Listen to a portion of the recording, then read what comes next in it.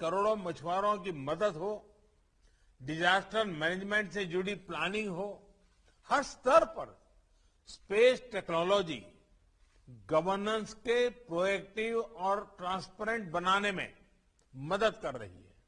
साथियों, टेक्नोलॉजी जब सबकी पहुंच में होती है, तब कैसे परिवर्तन हो सकते हैं, इसका एक और उदाहरण डिजिटल टेक्नोलॉजी है।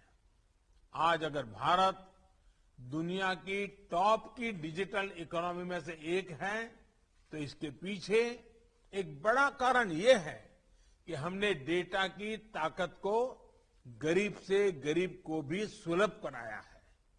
इसलिए आज जब हम कटिंग एज टेक्नोलॉजी के लिए स्पेस को एक्सप्लोर कर रहे हैं, तब हमें उस नागरिक को याद रखना है जो अंतिम पायदान पर खड़ा है।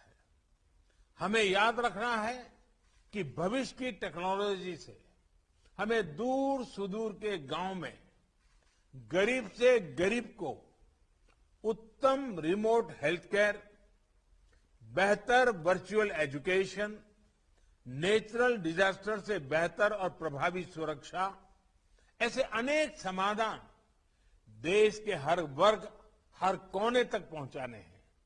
और हम सब जानते हैं कि इसमें स्पेस टेक्नोलॉजी का बहुत योगदान हो सकता है। साथियों, भारत दुनिया के उन गिने चुने देशों में से है जिसके पास अंतरिक्ष में एंड टू एंड कैपेबिलिटी है।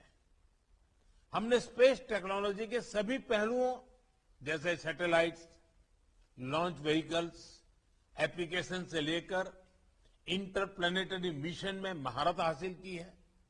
हमने एफिशिएंसी को अपने ब्रांड का अहम हिस्सा बनाया है। आज जब इंफॉर्मेशन एज से हम स्पेस एज की तरफ बढ़ रहे हैं, तब इस एफिशिएंसी की ब्रांड वैल्यू को हमें और सशक्त करना है। स्पेस एक्सप्लोरेशन की प्रोसेस हो या फिर स्पेस टेक्नोलॉजी की एप्लीकेशन, एफिशिएंसी और अफोर्डेबिलिटी को हमें निरंतर प्रमोट करना है। अपनी ताकत से जब हम आगे बढ़ेंगे, तो ग्लोबल स्पेस सेक्टर में हमारी हिस्सेदारी का बढ़ना तय है। अब हमें स्पेस कंपोनेंट्स के सप्लायर से आगे बढ़कर end to end space system की सप्लाई चेन का हिस्सा बनना है।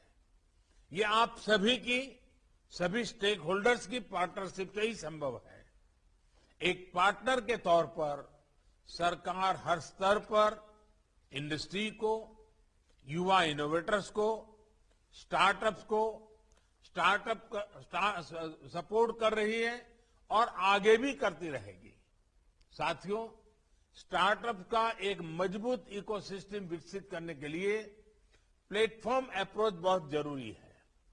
ऐसी अप्रोच जहां एक open access public control platform सरकार बनाती है और फिर उसको इंडस्ट्री और एंटरप्रेन्योर्स के लिए उपलब्ध कराया जाता है।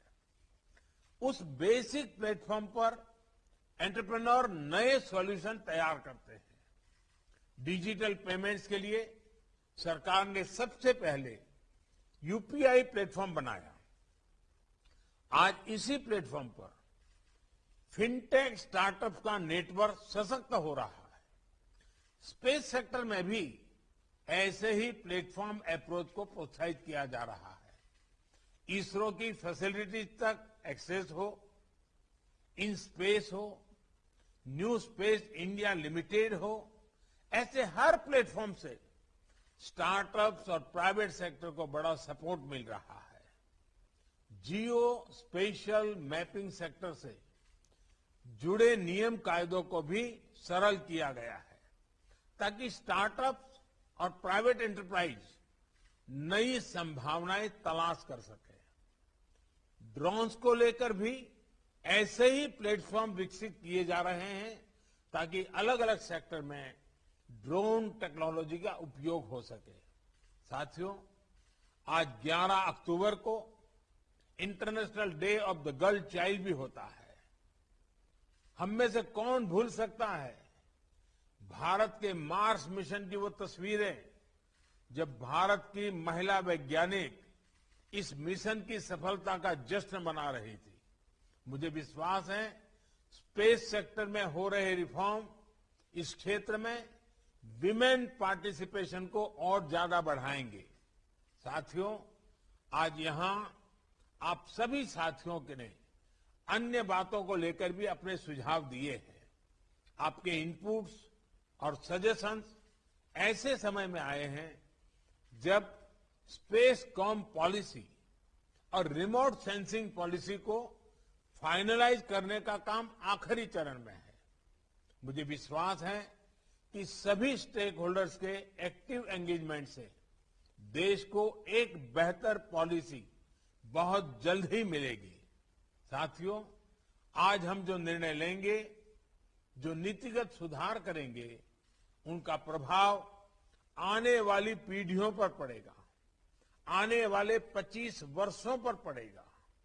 हमने देखा है कि 20वीं सदी में स्पेस और स्पेस पर राज करने की प्रवृत्ति ने दुनिया के देशों को किस तरह विभाजित किया। अब 21वीं सदी में स्पेस दुनिया को जोड़ने में, यूनाइट करने में अहम भूमिका निभाए, ये भारत को सुनिश्चित करना होगा।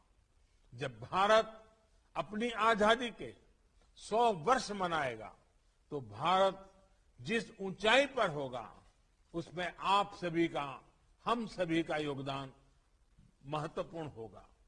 इस एहसास, इस दायित्व बोध, सेंस ऑफ रिस्पॉन्सिबिलिटी के साथ ही हमें आगे बढ़ना है। सबके प्रयास से ही जनहित और राष्ट्रहित में कटिंग एज टेक्नोलॉजी के लिए अंतरिक्ष की असीम संभावनाओं को हम नए आकाश तक लेकर जाएंगे। इसी विश्वास के साथ आपको बहुत बहुत शुभकामनाएं। धन्यवाद।